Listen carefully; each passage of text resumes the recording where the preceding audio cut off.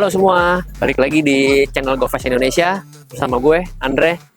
Di depan gue sekarang lagi ada Ko Victor. Ko Victor ini salah satu owner dari workshop yang proper di Indo. Salah satunya deh ya. Bukan yang paling proper, tapi salah satu yang paling proper. Nah, dia ini orang yang selalu ada di balik kesuksesan di setiap balapan mobil ini. Nah, sekarang kita mau nge-review sedikit nih.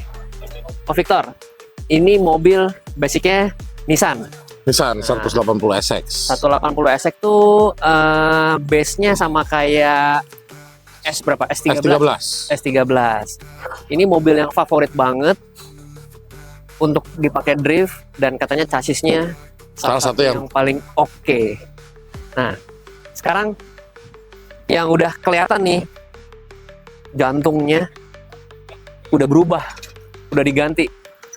Aslinya 4 silinder ya, Ko? Aslinya SR20. SR20. Ya, variannya ada beberapa tipe, ada yang SR20 non turbo, ada yang turbo, ada juga 1800. Kalau di Jepang itu kode chassisnya RPS 13. Nah, memang mobil ini jarang di Indonesia, tapi populer di Jepang untuk drifting karena weight distribution dan popularitas. Mobil ini kita ganti ke mesin Toyota 2JZ Supra yang topnya Supra memang ya, terkenal, mesin legendaris yang banyak dipakai orang-orang untuk drifting ya. Mesin ini masih 3000 cc, stock bottom end. Kita pakaikan stang rod piston. Cranknya tetap standar nih. Crank standar 3000 bottom end. Crank itu biasanya kalau orang Indo tuh sebutnya kerkas. Lalu tank manifold kita ganti, turbo kita ganti pakai Garrett yang G series yang terbaru dari Garrett, ukuran GT35, twin scroll, ECU kita pakai link ECU, injektor otomatis kita harus upgrade juga, kita pakai injektor dynamic 1000 cc. Intercooler juga udah ganti. Intercooler pasti kita ganti. Radiator juga kita harus custom. Kaki-kaki kita pakai wide sweep untuk drifting ya karena wide angle. Chassis otomatis untuk drifting kita pakai tubular depan, belakang juga kita reinforce. Depannya potong semua nih kok ya? Depan pasti kita potong karena peruntukan drifting kan semua harus serba simple ya. Terbuka, simple, jadi kita harus potong. Jadi kalau udah kenapa-kenapa pergantian body parts itu gampang. Sama jadi lebih enteng. Lebih enteng juga. Untuk distribution dan untuk cooling, radiator pasti kita pindah ke belakang. Nah, jadi mesinnya nih sekarang berapa HP nih kok? Mesinnya sekarang kita masih pakai Pertamax turbo. Di Mustang Dyno ini sekitar 450 HP. Bus di 1516. Itu baru Pertamax turbo. Kalau VP jadi berapa kok? VP mungkin bisa sekitar angka 600-700. Bus 2 bar 2,2 atau 2,4. Jadi naiknya signifikan antara bensin biasa, bensin yang kita pakai buat sehari-hari, sama bensin yang khusus buat balap. Buat mesin penjelasannya udah detail. Nah, sekarang kita mau nanya soal kaki nih kok. Kakinya diapain aja kok? Dari sektor kaki-kaki kita pakai wide sweep. Wide sweep. Untuk wide angle drift ya. Supaya bukanya bisa wide banget. Untuk drifting bisa dapat angle-nya initiation drift. Callover kita pakai D-Max depan belakang. Spring rate belakang kita pakai justru yang empuk supaya dia lebih main. Itu kita lagi coba di balapan dan untuk 2 balapan ini sih lumayan berhasil ya. Jadi lebih dapat tenaganya, traction juga lebih dapat. Satu yang kita aplikasiin juga itu dari sistem pengereman kita pakai sistem pedal box.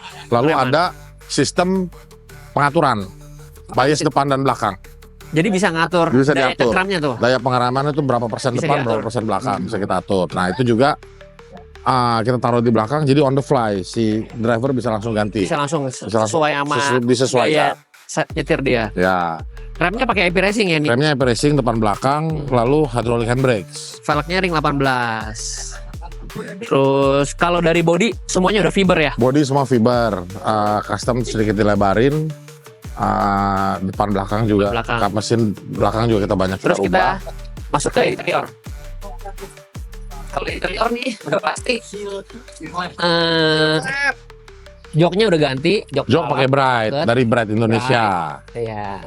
Lalu Dasnya nih yang keren. dashboardnya masih dashboard standar mobilnya tapi di custom suede interior.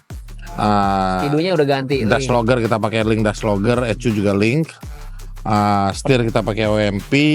Pedal-pedalnya juga udah ganti. Pedal juga pakai wheelwood, hydraulic handbrake, selalu HDT shifter ya otomatis karena dari sequential gearboxnya. Roll barnya berapa titik ini kok? Roll bar ini hitungannya 6 titik tapi full cage karena untuk safety driver kan. Ya. Hitungannya sih masih 6 titik pastilah. Di reinforce, ketebalannya menurut FIA. Terus tangkinya juga udah pindah ke belakang ya nih. Tangki bensin kita masih pindah belakang. Tangki bensin, tangki yang remote tank. Dengan ada kita juga aplikasikan search tank untuk menjaga tekanan bensin. Kita juga ada radiator washer, intercooler washer untuk mengimbangi cuaca yang panas kalau pas lagi drifting. Terus di bagian belakang nih kayaknya udah pada dipotong-potong juga nih. Di belakang pasti kita potong-potong, sama juga untuk karena penempatan radiator, airflow, dan body weight reduction. Radiatornya yang tadinya berdiri jadi tidur. Betul. Fungsinya supaya apa tuh kok? Fungsinya supaya airflow juga dapat, berat juga di bawah, dan juga di bawah radiator itu kita kasih kipas. Jadi memang kalau airflow dari bawah itu pasti akan lebih banyak dibanding di atas mobil. Jadi dengan adanya radiator di belakang, satu kapasitas air lebih banyak. Kedua, fungsi berat mobil juga jadi rada terbagi dengan rata. Dan juga dengan radiator tidur itu sistem cooling sistemnya juga akan lebih efisien. Karena pas lagi drifting kita tahu itu pasti high RPM terus yang banyak mengakibatkan untuk overheating. Nah, dari mobil ini lo pegang nih kok, udah berapa kali nih dipakai buat kompetisi? Yang resmi ya? Yang resmi 3 kali ya? 3 kali. 3 kali. 3 kali. 3 Terus kali. dapat ini mobil udah bisa bawa pulang berapa piala?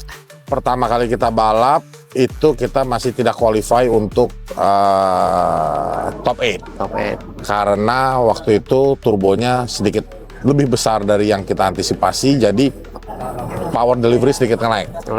Sama ada problem juga ya turbonya ya. Jadi Turbo lama. kita masih pelajari apakah apa kekurangan di mobil ini, lalu kita progres. Habis itu habis dari pertama balap itu di D1, lalu di IDS. IDS kita dapat juara kedua WDC.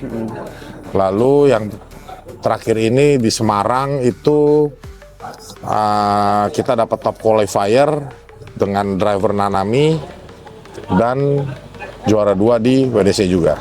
Oke. Jadi kedepannya kita berharap dengan mobil ini kita progres terus, kita bikin makin bagus.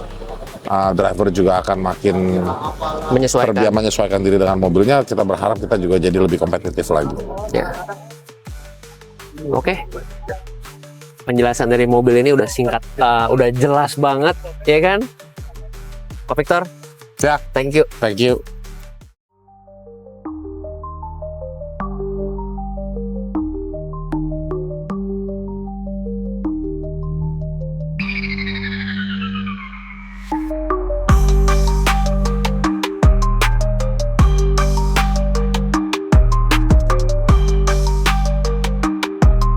Oke, sekian buat review dari saya tentang mobil balapnya Nanami.